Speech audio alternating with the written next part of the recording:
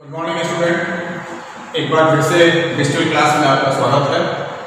जैसा कि हम लोग पहले से पढ़ रहे थे, ब्रिटिशर्स भारत में आए, उनका एक ही टेंडेंसी था अपनी प्रॉफिट को मैक्सिमाइज करना। भारत आने के बाद उनके लिए एक बहुत ही इम्पोर्टेंट जो उनकी रिक्वायरमेंट्स थी वो ये थी कि इंडस्ट्रियल रिवोल्यूशन के चलते इंग्लैंड के इंडस्ट्रियों को बहुत सारे रॉ मटेरियल्स की जरूरत होती थी और इंग्लैंड में टेक्सटाइल इंडस्ट्री एक बहुत ही प्रोमिनेंट इंडस्ट्री थी और डाई के काम करने के लिए इंडिगो की जरूरत थी। इंडिगो का कल्टीवेशन जो है वो भारत में मिडिवल पीरियड से होता आ रहा था, लेकिन टोटल एग्रीकल्चरल लैंड के ऊपर जो था वो हार्डली 5% 6% के आसपास जमीन पे जो हमारे फार्मर्स थे वो इंडिगो का उत्पादन किया करते थे, कृषि कार्य किया करते थे और इसका बहुत सारा जो है वो भारत में विभिन्न तरह के कपड़ों को डाइज बनाने करने के रंग करने के काम में इनका इस्तेमाल होता था।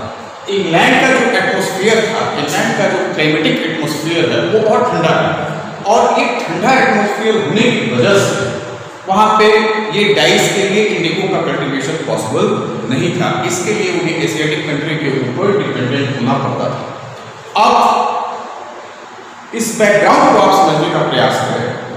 जैसे जैसे भारत में टेरिटरी को उन्होंने एक्सपेंड किया, ब्रिटिशर्स ने टेरिटरी एक्सपेंड करने के बाद एग्रीकल्चर के ऊपर उनका फोकस हुआ और उन्होंने एग्रीकल्चर को कमर्शियलाइज कर दिया। स्थिति इतनी बिगड़ती चली गई कि भारत में फूड ग्रेन्स का एक्यूट शॉर्टेज होने लगा, क्योंकि प्रॉफिट के लिए उन्होंने किसानों को दबाव डाला कि वो इंडिगो का खेती करें। तो इनके एक बैकग्राउंड था और आइए अब हम लोग देखते हैं इस पूरे घटनाक्रम में इस बैकग्राउंड का कितना बड़ा रोल रहा।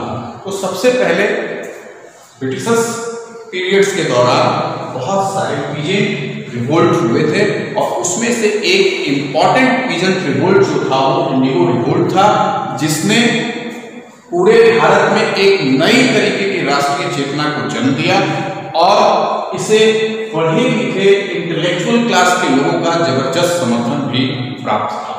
तो सबसे पहले आप जान लीजिए, ये जो पीजेंट अपराइजिंग थी वो बंगाल में 1859 में स्टार्ट हुआ और धीरे धीरे ये फैलते फैलते बिहार और उत्तर प्रदेश में भी फैला और बिहार में दरभंगा और चंपारण इसके प्रमुख सेंटर्स थे, जहाँ 1866 में ये जो रिवोल्ट था वो काफी बड़े पैमाने पर हो रहा था।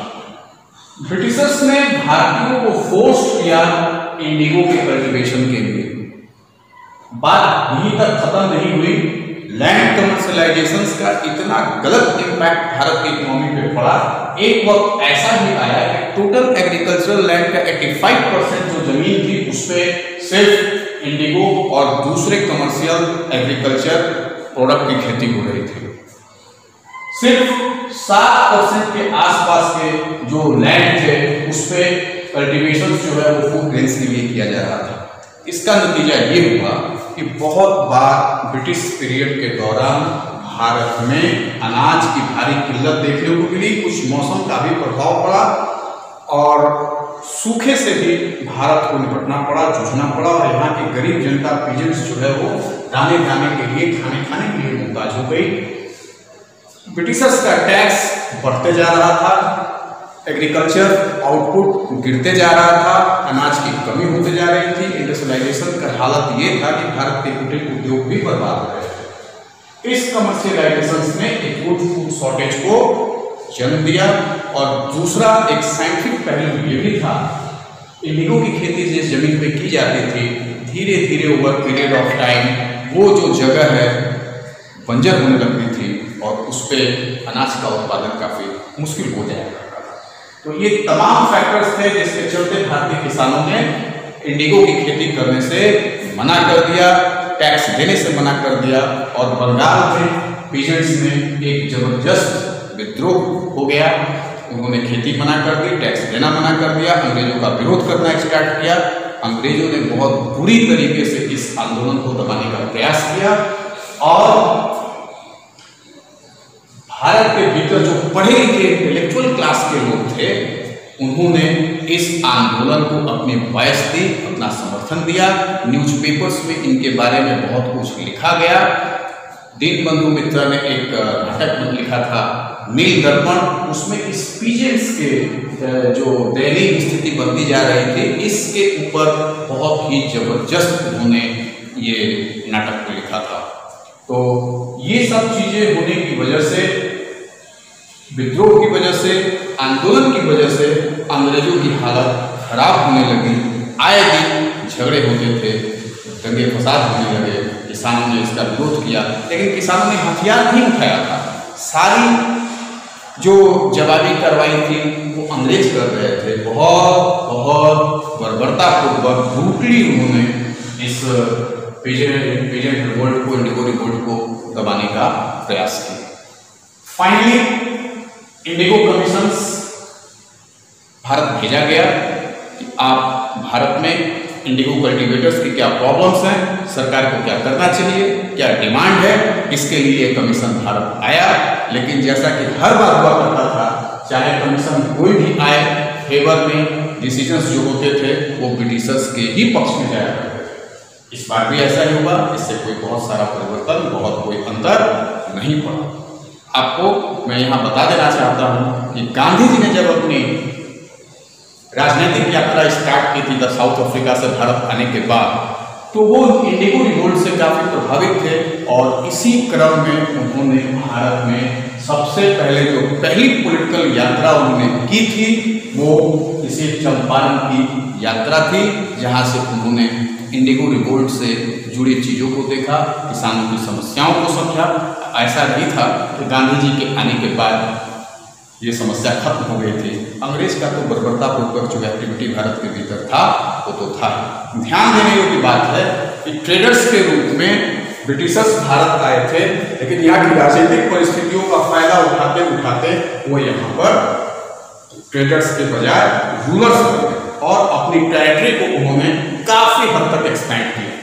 और इस एक्सपांशंस के भीतर उनका एक ही प्राइम कंसर्न था, अपना प्रॉफिट मैक्सिमाइजेशन करना। उन्हें बहुत फंड की जरूरत थी ताकि वो अपनी ट्रेडिंग इंटरेस्ट को पूरा कर सके। Spices, cotton, T, Indigo, other commercial agriculture output की उन्हें जरूरत थी। भले ही इस खेती से हमारे भारतीयों को नुकसान हो रहा था, उन्हें खाने के लिए पर्याप्त मात्रा में अनाज नहीं मिल पा रहे थे, लेकिन इसकी उन्हें कोई फिक्र या परवाह नहीं थी।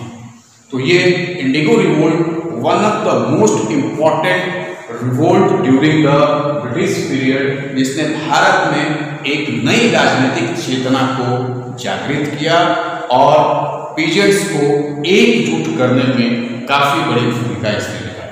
तो स्टूडेंट्स, ये इंडिगो रिवोल्ट एक बहुत ही इंपॉर्टेंट घटनाक्रम है।